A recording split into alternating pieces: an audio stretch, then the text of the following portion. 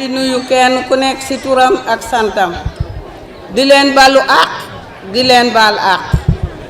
di leen wan ne journée tey bi nag dañ ne journée tourisme la waaye ku ne tourisme ne cosaan ne aada ñuy gërëm nag jigéen ñi di gërëm mag ak ndaw ñu ngi gërëm góor ñi ndax lu ñu mun ñooñu ko mun loo ñu ñëw nag di leen wax ne Pape Seydi Diankongo ñu ngi lay nuyu yaag sa ministre ak sa président de la république naa ne suñu président ndax nee nañ nag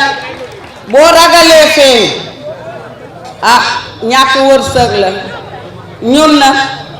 ñu ngi ci sa ginnaaw suba ba jant bu so kon duñ ko nëbbu Pape kon nag ñu ngi leen di yëgal ne journée d'environnement la ñuy gërëm waa Gambie ñu ngi gërëm waa Gambie seen ministre seen président ñu ngi leen di gërëm suba ba jant bu so amuñ seen fay yàlla leen fay yal nañ toog bay ñëw Gambie di leen fa fekk si. da ngeen am benn maire boo leen tuddee yéen ni gaynde te xam ngeen gaynde nu mu mel ñun xam nañu ne gaynde la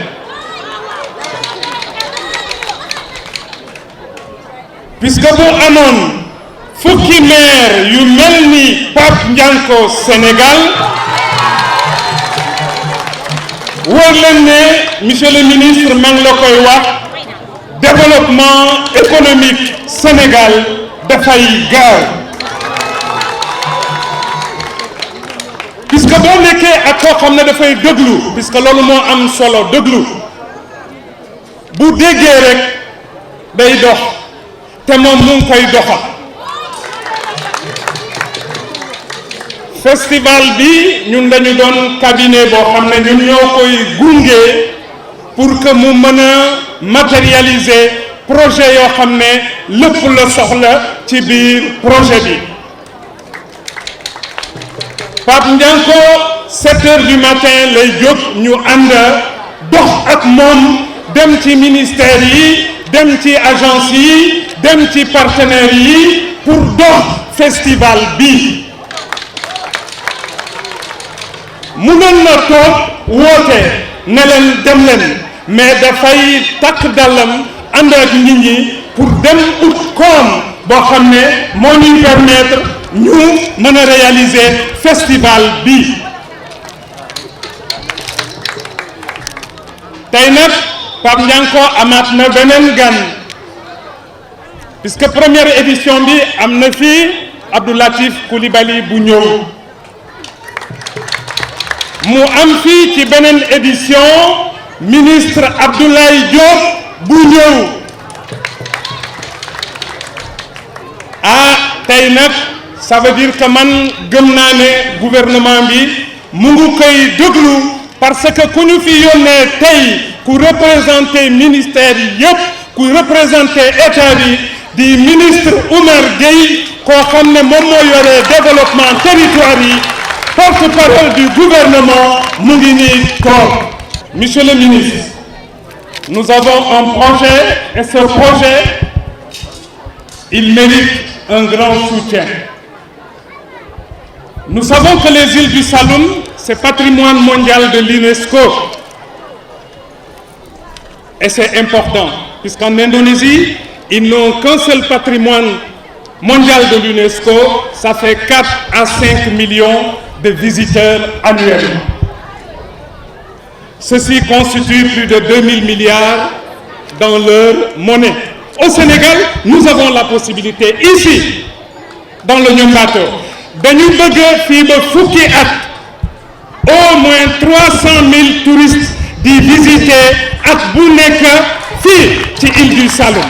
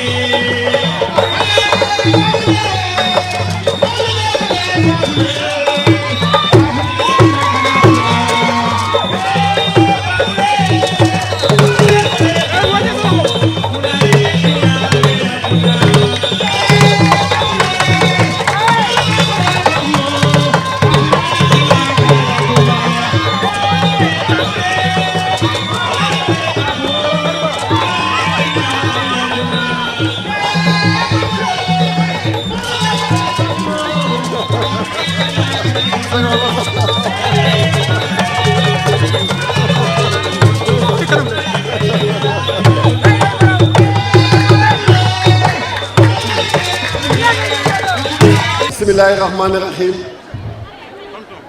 maa ngi nuyu borom dëkk bu Toubacouta su ma nuyoo borom dëkk bu Toubacouta maa ngi koy jottali sama nuyoo ci 52 villages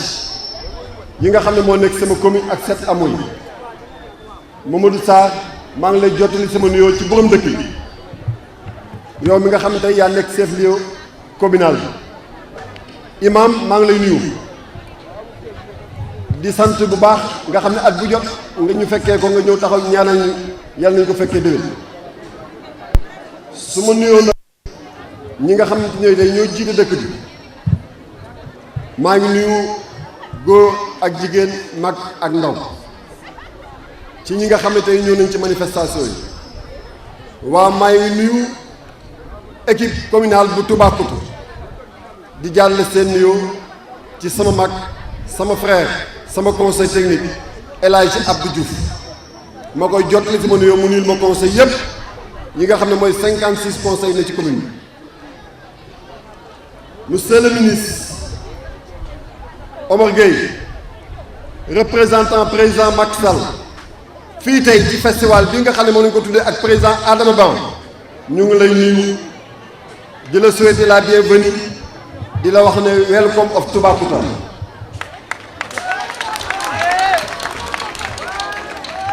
maa ngi nuyu son excellence El Hadji Adama Barrow bi nga xam ne tey directeur culture directeur tourisme ñoom Adama Barrow ñu ngi jiite forte délégation ñëw représenter président Adama Barrow maa ngi nuyu ministre de la culture muy Abou Diop di sama xarit yónnee fi forte délégation bu mag ñu gën cee xam tey directeur de cabinet ñoom Koundoul ñoom madame Ndiaye ñoom madame Ba ñëpp ñu def délégation ak seen service régional ñëw fekke tey journée culture bi nga xam tey dafa empêché. monsieur le ministre Sangalkam yaa ko moom waaye Toubacouta maa ko moom. sama population ngi nii sama askan a ngi nii samay conseil ngi nii sama jeunesse a ngi nii samay chef de village a ngi nii sama imam a ngi nii.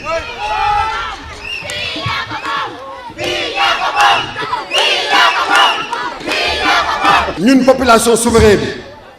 bi ñun ñu dëkk frontière ñun ñi andi frontière ñun ñi andi jafe-jafe yi kon nañu jóg mooy dox mbokk gi parce que boo demee Njaay fekk ko fii soo demee Banjul fekk fa Jóob fekk ko fii soo fekkee fële Géej fekk ko fii amul benn réew ñun rek ñoo ko am kon ñu ne Banjul tey dañu war a jàppante loxo ak loxo moo tax ñu créé festival bi muy festival Ñoomi Badia ñu wax ko Mboka Gambie waaye ñu créé ko tamit ak la commune de Sédhiou ak la commune de Diembéring daaw la ñu signé fii tey ñun ñëpp ñu bokk di jëmbalante parce que xam nañu ñoo bokk ci région bi te culture day andi développement culture day andi jàmm ku wax culture wax tourisme parce que ku wax culture da nga wax tourisme local monsieur le ministre ñu di la xamal ne la une semaine journée culturelle yi Toubacouta day gagné 300 millions ba 250 millions ci commune bi dama ne hôtel yëpp fees nañ campement yi fees nañ jël nañu résidence te loolu yëpp ci dëkk bi lay des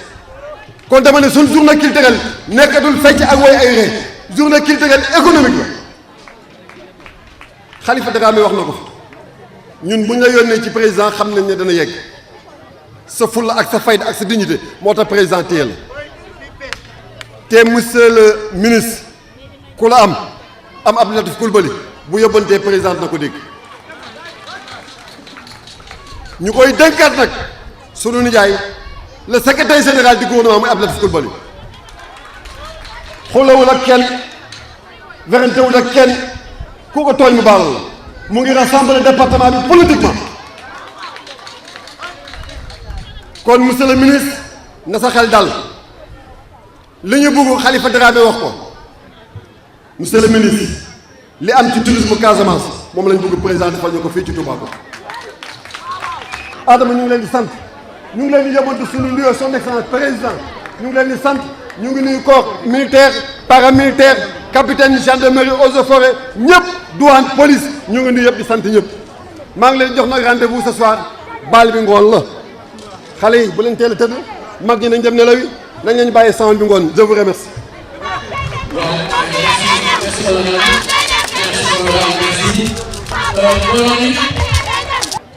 maa ngi nuyu honorable ministre Mr Omar Gueye ak délégation am bi di nuyu Lord Mayor bi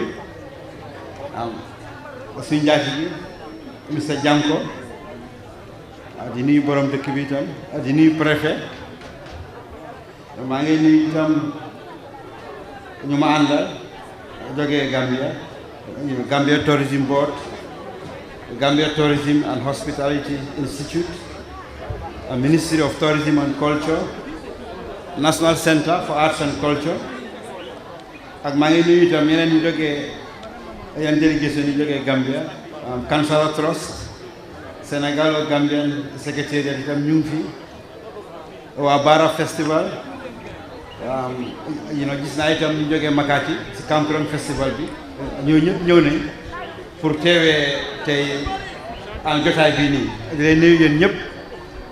di nuyu waa Toubacouta si turi président His Excellency président Adama Barrow ak itam si turi suñ Minister of Tourism and Culture honorable Amadou Ba ñun ñoo leen fi teewal bëggoon nañoo ñëw comme ministre waaye dafa am yeneen programme yu nekk loolu moo tax mënut a agsi waaye mu ne ma wax leen ne suñ ñëw fii am na solo torop soo gisee ñu ñëw dañ bëgg a liggéey ci aada ak cosaan pour gën a saxal diggante Gambia ak Sénégal ndax ñu gën a saxal jàmm ju fi nekk di dox mbokk itam di ko dox ci aada ak cosaan festival bi ren mooy juróomi at te at bu nekk Gambia dañoo yónnee fi délégation ñu ñëw suñ mébét itam mooy ñun itam ñu liggéey maa doon ko wax waa Bara yi démba ñu liggéey ba du yàgga ñu ool yeen ngeen itam ngeen ñëw Gambia ñu teral leen ci festival bi ci beneen festival suñ diggante nag aada ak cosaan daf am solo man dama leen liggéey ci loolu parce que léegi laa gis sama suma xarit suma broda Seydou Kane director of culture Sénégal maa moom dañ leen liggéey ci Stone Circle loolu ñun ak Sénégal yàgg nañ seen liggéey ba UNESCO def ko UNESCO World Heritage Site mooy Stone Circle yu nekk Wanaar Siin Ngayeen Wasu ak Kër Baj ci Gambia so affaire aada ak cosaan man moom sama bopp yàgg naa seen liggéey ak suñ mbokk yi nekk Sénégal ministre itam mu ne ma wax leen ne ñaari président yi président His Excellency président Macky Sall ak His Excellency président Adama Barrow dañ gëm ne aada ak cosaan mun naay dimbale diggante Gambia ak Sénégal gën a ratax jàmm ji gën fee sax ak nit ñi itam gën di liggéey pour yokkute ñaari réew yi si ñun aada ak cosaan ak affaire tourisme mun nañ see dox ba Gambia am si koom-koom ba Sénégal itam am si koom-koom te maa doon déglu démb yëpp ñoom Mr Dramé ak ñoom ñu ma àndal ñoom Mr Ba ñu doon wax si loolu comme touriste mun a jógee dal Sénégal dem gis place yi Sénégal wéy Gambia gis fa place yi cosaan ak place yi aada ñëwaat su ko defee ñaari réew yëpp dañ si mun a amee njëriñu si jeexal bëggoon naa wax benn kàddu tuuti rek si anglais having understood the culture, that culture is the very essence of development and the link between people of the Gambia and Senegal, this Senegambia Cross-Border Festival, Nyomi Badia, was set up between the two countries, knowing that culture is the foundation in which all the ethnic communities can build peace and harmony.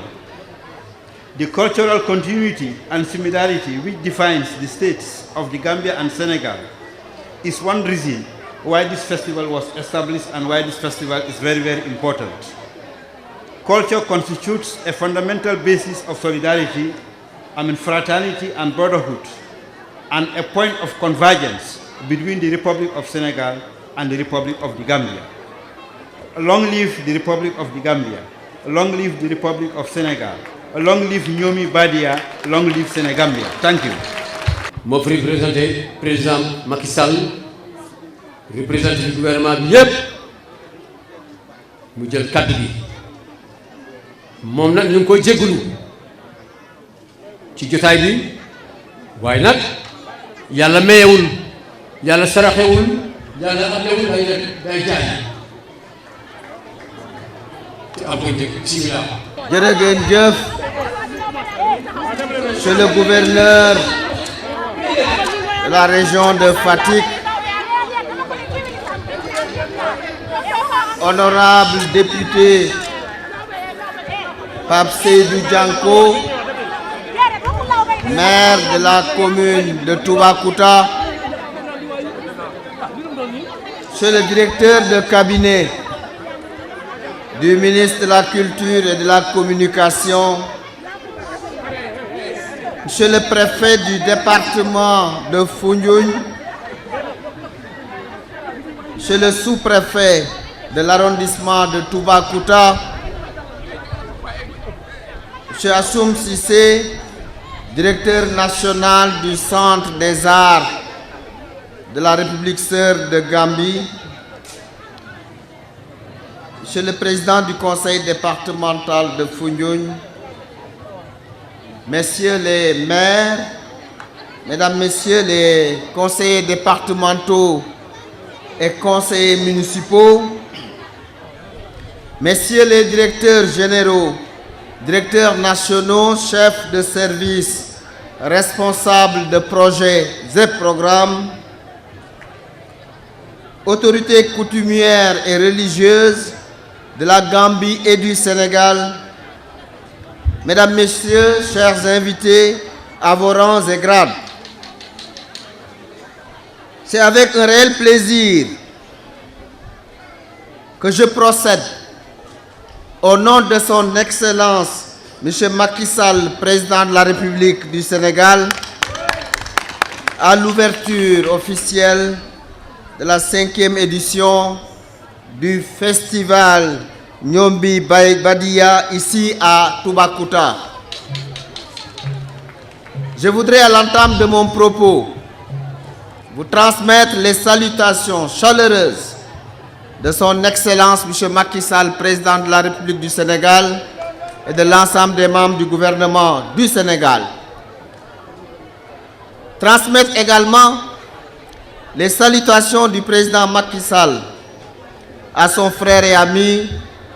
son Excellence M. Adama Barrow, président de la République de Gambie. Je voudrais souhaiter la bienvenue à nos frères et amis de la Gambie ainsi qu'à toutes les délégations pour avoir bien voulu accepter de prendre part à cet événement de haute facture. ma wax ni mbokk yi am nañu mbégte tey ñëw fii ci Toubacouta pour présider ci turu président Macky Sall festival bi ñu wax ni honorable député fii de yow yaa ko moom loolu moom dëgg la moo tax suñu kàddu du gudd ndax li ñu fi gis moo tax festival bi am na njariñ dafay boole ay dëkk muy Gambie ak Sénégal suñu ñaari président yi ay mbokk lañu ay xarit lañu suñu ñaari peuple yi benn la ñaari dëkk la wante benn peuple la moo tax liñ fi gis dal na suñu xel ndax culture dafa am solo ci askan culture ci la ñuy basé wu pour suñu tourisme dox, pour suñu économie dox, pour suñu koom-koom dox. moo tax li ngeen di def at mu jot suñu ñaari président yi fonk ko. xam ngeen ni président Macky Sall ci waxtu ñu nekk nii mi ngi booru Kaffrine mi ngi booru Kédougou wante dafa ni ma yow nag ma demal ci wetu suñu xarit ci wetu suñu soppe muy Pape Seydou Dianko nga teewal ma fa. ñu ngi profité ci occasion bi pour nuyu suñu nattangoo membre du gouvernement muy le ministre secrétaire général du gouvernement Abdou Latif Coulibaly. C'est l'absent le plus présent fii ci jataay bi. di wax ni tamit am nañu mbégte bi ñu gisee ni ministre de la culture et de la communication le ministre Abdoulaye Diop def na këmtalaayu kàttanam te loolu honorable député Pape Seydou Dianko moo ma ko wax pour que cérémonie bi mën a aw ci yoon. ñu nuyu tamit le ministre du tourisme et des transports aériens ndax tudd nañ fi tourisme bu baax a baax a baax. wax ni Sénégal suñu réew dañu am chance bi ñu am mooy président Macky Sall ndax bi mu ñëwee ci Sénégal ba léegi 2012 Sénégal mi ngi ci ay rampe de lancement vers l'émergence ndax moom bi mu ñëwee moo taxawal plan Sénégal émergent wax ni dafa bëgg Sénégal ñu am émergence à l'horizon 2035 avec une société solidaire dans un état de droit boobu ba léegi muy jëf ay jéego yu am solo ci wàll yépp nag ci wàllu énergie honorable député wax nga ko léegi tuuti dëkk ñoo amoon courant wax nga ko mais bi mu ñëwee dëkk yokku na yi am courant loolu nag boo ko méngalee ak lim fi fekk ci production d'énergie 500 mégawatts 2012 1960 2012 juróom fukki at ak ñaar 500 mégawatts 2012 2021 juróom-ñeenti at ñu ngi toll ci lu ëpp 1500 mégawatts te léegi ñu egg 2000 mégawatts léegi ñu egg ci électrification universelle. ñu wax ni président Macky Sall bi muy soog a ñëw 1960 2012 32 kilomètres d'autoroute 2012 2021 225 kilomètres d'autoroute. ñu wax ni président Macky Sall bi muy soog a ñëw couverture maladie universelle amul woon bourse de sécurité familiale amul woon carte d'égalité des chances amul woon. bi muy soog a ñëw ci réew mi étudiant boo demee université 5000 lii nga lañ fa am tey romb nañu les 10 000 lii di dem. bi muy soog a ñëw ci Sénégal PUDC amul woon. bi muy soog a ñëw ci Sénégal Promoville amul woon. bi muy soog a ñëw ci Sénégal Puma amul woon. mani lim liggéey ci loolu boo demee ci sa biir Sénégal ci gox-goxaat yi château d'eau yaa ngi génn comme ay champignons yuy pousser tëli yi ñu ngi koy jox ñu ngi koy defar di defar ay piste mani bi muy soog a ñëw ci Sénégal 2012 fonds de dotation de la décentralisation ci Sénégal yépp fukki milliards ak juróom-benn la woon 2021 ñu ngi ci ñaar fukki milliards ak juróom-ñaar. bi muy soog a ñëw ci Sénégal fonds d'équipement des collectivités territoriales fukki milliards ak ñaar ak genn la woon genn wàll léegi ñi ngi ci fanweeri milliards ak ñett. bi muy soog a ñëw ci Sénégal contribution économique locale amul woon mooy la SEL te maire yi di ko wooyee xorom si amul woon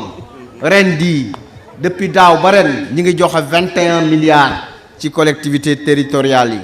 mani bi muy soog a ñëw dem beeg dëkk bi diggante Sénégal ak Gambie metti woon na wante moom ak frère am di président Adama Barrow ñoo taxaw ba pont bi relier Sénégal ak Gambie nekk mani bi muy soog a ñëw pont de Foundiougne amul woon fii ak weer dinañu inaugurer pont de Foundiougne mani bi muy soog a ñëw port de Foundiougne Daxonga amul woon président tabax na ko te incha allah dina tàmbali bi président soog a ñëw désenclavement Casamance dafa amoon mu daal di def le dragage du fleuve Sénégal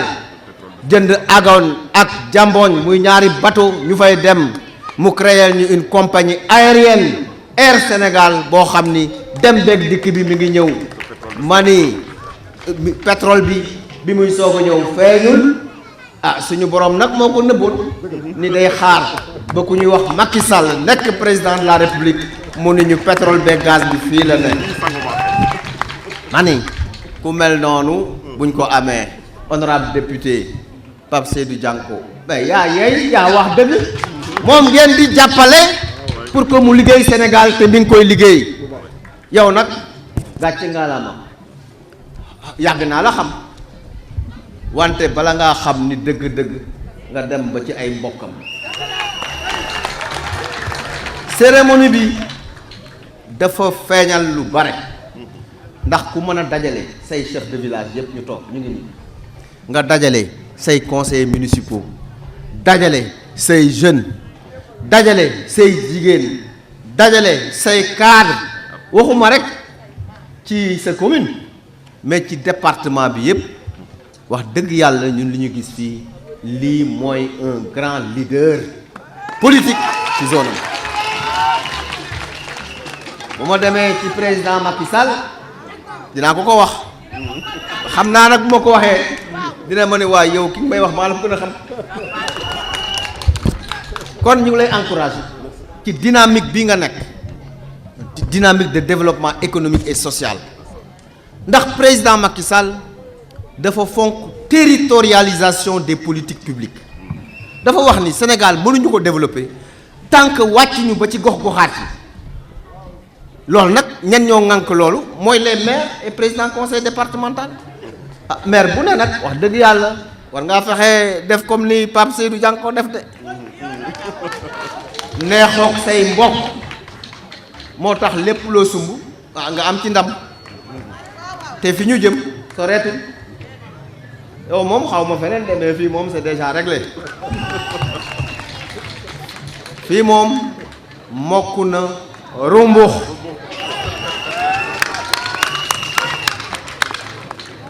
je voudrais au nom du président Macky Sall magnifier les excellentes relations entre le Sénégal et la Gambie matérialisées par beaucoup d'actes très forts dont un acte très important, c'est le pont Sénégal-Gambie, qui est un trait d'union entre les deux peuples. Deux peuples, deux pays, mais une même nation. J'allais même dire un seul peuple. ndax li ñu am ci suñu diggante ñaar réew yooyu jafe na ki teewal gouvernement bu Gambie fii wax wolof ñu ñëpp ñu dégg ñu wax wolof ñoom ñëpp ñu dégg loolu dafa am lu bare lu muy wane maanaam ñaari état rek yu wute mais c'est le même peuple te loolu ci turu président Macky Sall ñu ngi gërëm bu baax président Amadou Barrow ko ñaanal yàlla ci taxawaayam ci wetu magam muy président Macky Sall duma ci sore ndax am na ñu naan un beau dessin vaut mieux qu'un long discours te fii dessin bi ñu am rafet na macha allah engagement am na ñuy ñaan yàlla at mu jot ñu mën a teew fii ci festival bu mel nii riche en couleurs avec une diversité culturelle extraordinaire et je voudrais donc au nom du président Macky Sall et de son gouvernement vous remercier pour ces initiatives pour le développement de votre belle localité. Vous avez un potentiel dans cette région, dans cet arrondissement, dans cette commune. D'aucuns ont parlé de marketing territorial. Eh bien, le marketing territorial, c'est vendre son territoire à partir de ses ressources. Vous avez des ressources. Le tourisme, c'est une ressource. La culture, c'est une ressource. La pêche, c'est une ressource. L'agriculture, c'est une ressource. L'élevage, c'est une ressource. La forêt, j'ai été très séduit de voir des produits de cueillette qui permettent de transformer. D'ailleurs, je demandais qu'on m'en donne un peu pour que je puisse en goûter, pour savoir. Mais ces produits-là, c'est quoi? Donc tout cela, mis en mouvement, c'est ça qui va faire le développement. Travaillons, travaillons, travaillons. Et mettons-nous ensemble autour du président Macky Sall. Et Inch'Allah, nous allons relever tous les défis. Vive le Sénégal, vive le président Macky Sall, vive la commune de Toubacouta, et bien vive le maire, l'honorable député Seydou Dianko, vive la Gambie, vive l'amitié Sénégal-Gambie. Nous allons Wassalam.